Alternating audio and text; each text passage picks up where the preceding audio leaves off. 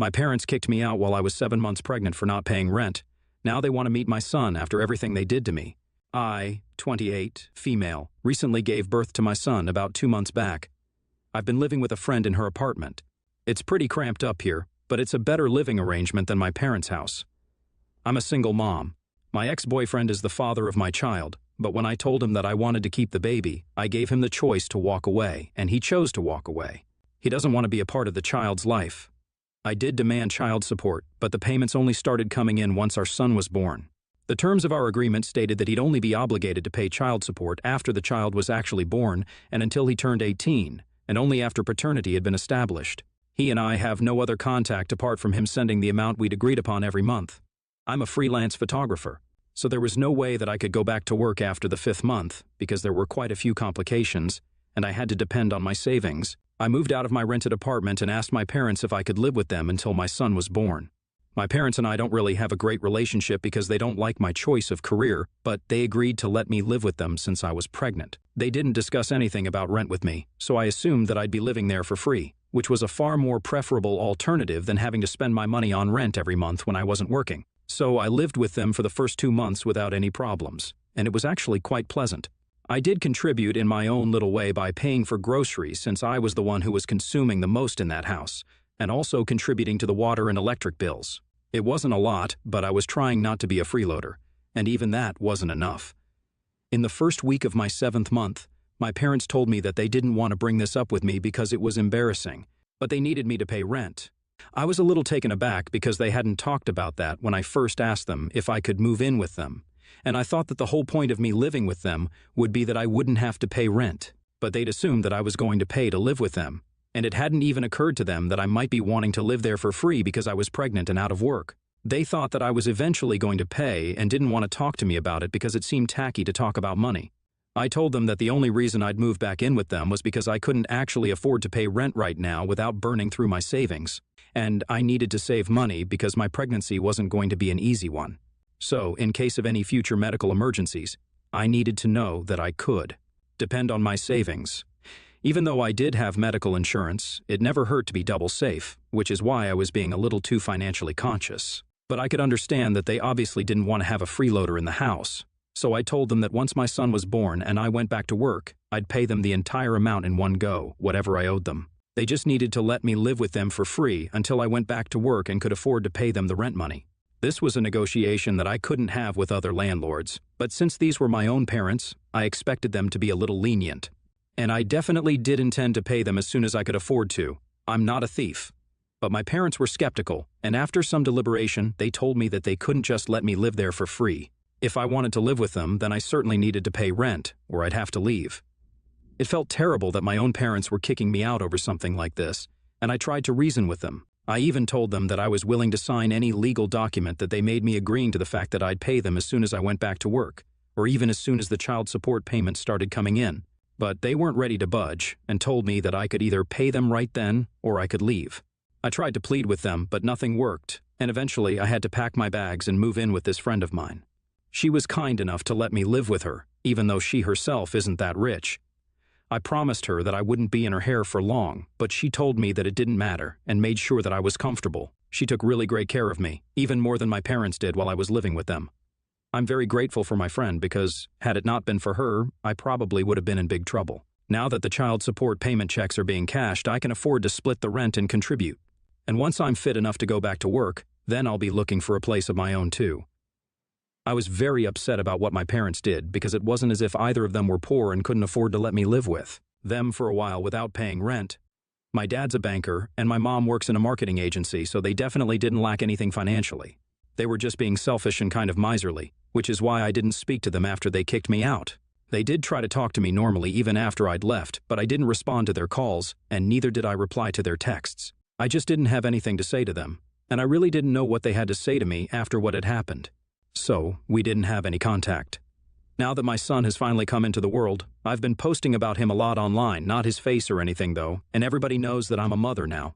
A lot of my relatives have contacted me to congratulate me, and one of my cousins has even come to visit. My cousin visited me last week and posted a photo of that on social media, which my parents saw, and then reached out to me to ask if I was finally having visitors over. I didn't reply to that text either, so they called me. And when I didn't answer, they called me repetitively until I finally did. When I picked up the call, they demanded an explanation for why I wasn't talking to them. So, I told them that the way they kicked me out of their house just because I couldn't afford to pay rent for a couple of months was heartless of them, and I didn't want to speak to them. They got all defensive and said that it wasn't fair of me to expect them to just let me live with them without contributing to the cost of living there, which I did. It was little, but I did, and as an adult, I should understand and respect that. Then they said that I should just move on from it because it's all in the past now, and they want to meet their grandson. I was already pretty upset about them treating this so casually. So, when they said that they wanted to meet their grandson, I told them that I was an adult and I was free to make my own decisions. I had decided that they weren't going to see the grandson anytime soon. So now they needed to understand and respect that because I was hurt and I didn't want to see them. Then I disconnected the call and tried to ignore them. But they kept texting and insisting that I was overreacting because they thought what they'd done wasn't even that big of a deal. They kept saying that it was all in the past, so I needed to move on, which got on my nerves because even if it was in the past, I didn't like it back then, and there's no reason for me to be okay with it now. Besides, I get to choose if I want to move on or not, and if I don't, then I'm not going to. So, I argued with them on text for a while. Then they said that they'd talk to me when I was acting a little less crazy, so I lost it. Then I was so mad that I went online and typed out a rant about how my parents had always disagreed with my career choices, which is why they kicked me out of their house when I was heavily pregnant, only because they didn't agree with my choices and wanted to mess with me. So, they misled me into thinking that I wouldn't need to pay rent to live with them, but then suddenly they sprung it on me 2 months later and then told me to leave when they learned that I wouldn't be able to pay, just to humiliate me. Until here, it was all fine. But then I tagged some of their Kio workers in the post to make sure that they'd all be able to see this post and get to know my parents better. And I believe that that's where I went a little too far.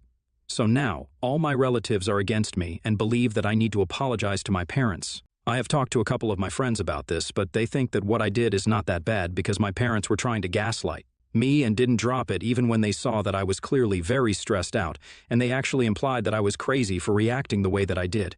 It's been almost a week since I made the post, and I took it down after almost 3 hours, during which a couple of people did see that post and even liked it. Only my relatives have talked to me about it, but my parents have had nothing to say, and the silence is even worse than them actually expressing how they felt about it. I would honestly rather just fight with them to get this over with, but them being silent doesn't make me feel any better about what I did.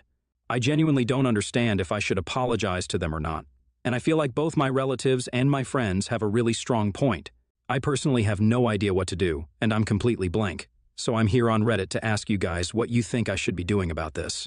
I don't feel guilty for making that post, but I do feel bad about tagging their co-workers in it because they had nothing to do with this, and I dragged them into my family drama for nothing, which must have been awkward for my parents at work.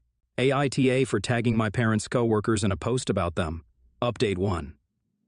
So I ended up apologizing to my parents not for the post in general, but for tagging their Kio workers in the post. There was no need for me to do that, and I did it only out of spite, which was unfair.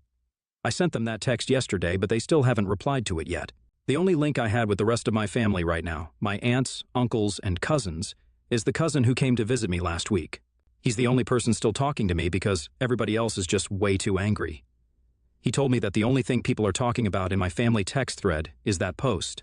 And they've been talking about it for days now, which seems a little unfair because I took that post down within hours of putting it up. And this isn't even about them, this is between me and my parents.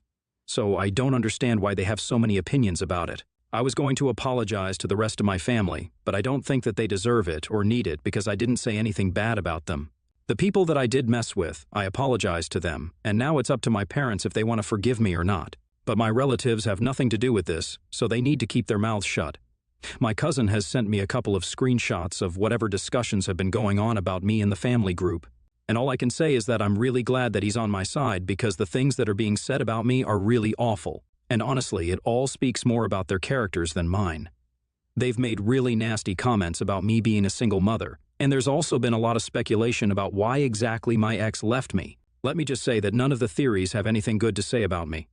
All they want to talk about is how I must have driven the guy away, and how it's all my fault that my son will be growing up without a father because, apparently, I'm so difficult to be with. They pity my parents for ever having to deal with someone like me. It's all just a lot of rubbish, and they're obviously only gossiping about me because they have nothing better to do with their lives. It's sad because I was actually pretty close with these people growing up. We were a close-knit family that would get together at least 3 times a month. These people watched me grow up, and now these are the very same people who are making nasty comments about me just because of one post where I dared to speak about my truth. It doesn't seem fair at all. And what's worse is that my parents are a part of this text thread. They don't see anything wrong with what the others are saying about me, and not one of them has tried to defend me or take accountability. It's not even as if they're inactive. While they don't defend me or say anything bad about me, they do occasionally send laughing emojis and stuff whenever someone makes a horrible joke at my expense. It's just really nasty business, and I'm super disappointed in everyone. Update 2. It's been 4 days since I apologized to my parents for that post. Now, a couple of hours ago, they finally texted me back, only to tell me that they were not surprised that I'd taken things so far and said that I was a disappointment to them anyway, so they didn't care about the post. I thought that was kind of harsh, especially after I apologized to them and did the right thing. But just like they said to me, I expected the same from them too, so even I'm not surprised. I didn't want them to get away with believing that I'd apologized for just making that post. So, after that reply, I specified that I was only sorry for tagging their Kyo workers in it and not for anything else because they definitely deserve to be called out for everything. I saw them typing for quite a while, but a text never came, and instead, they called me. My dad spoke to me. He told me that he and my mother were extremely disappointed in my behavior, especially because I talked about them trying to humiliate me for my career choices. According to him, that hadn't been their intention at all, and it was unfair of me to post about it and make them look bad. They told me that in the aftermath of that post, there had been a lot of gossip about them at their respective workplaces, and it was very embarrassing for them.